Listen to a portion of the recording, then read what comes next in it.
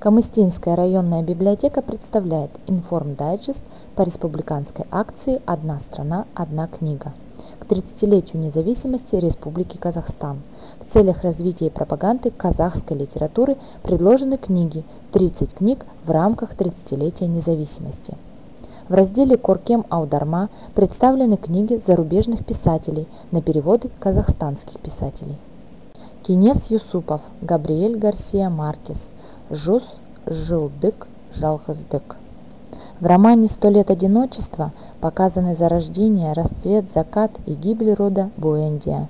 История этого рода – это история одиночества, так или иначе проявившегося в судьбе каждого из Буэндия. Одиночество членов семьи, их неспособность понять и быть понятыми друг другом приобретают в романе поистине мифологический характер. Да и сама история нескольких поколений семьи Буэндия приобретает характер родового мифа, а с ними его характерные черты – тяга к инцесту, связанное с ним проклятие, заданность и предопределенность судьбы героев.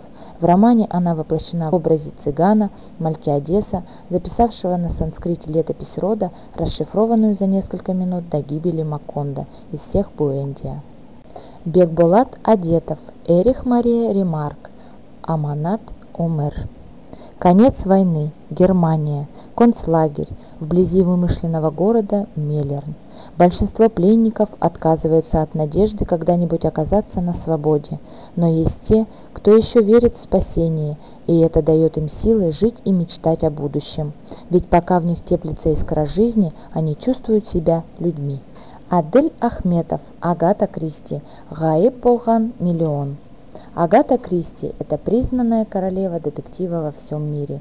Основными персонажами ее произведений являются мисс Марпл, престарелая деревенская леди, которая щелкает преступления как орешки, и Эркюль Пуаро – самовлюбленный и талантливый детектив, логика которого порой обескураживает. На борту корабля пропали облигации на $1 миллион, причем исчезнуть судно они не могли, все тщательно обыскали. Тем не менее в продаже они появились. Как, почему и откуда, и расскажет Пуаро. Толеген Миллат, Халид Хусейн, Жарқыраған мың күн. 1000 сияющих солнц.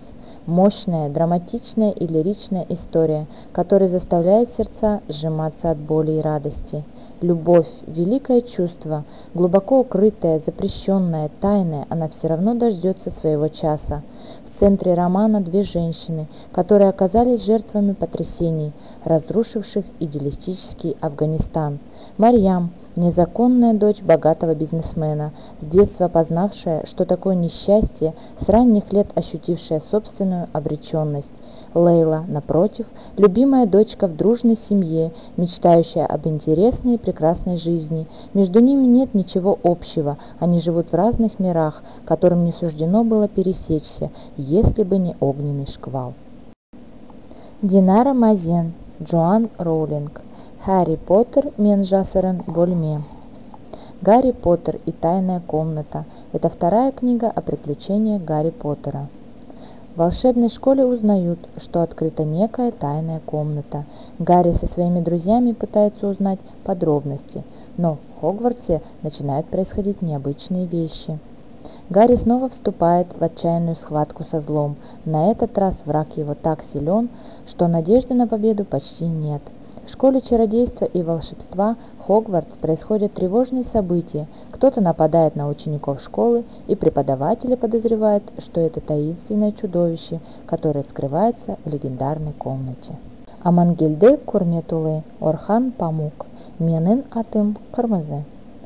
Орхан Памук – известный турецкий писатель, обладатель многочисленных национальных и международных премий.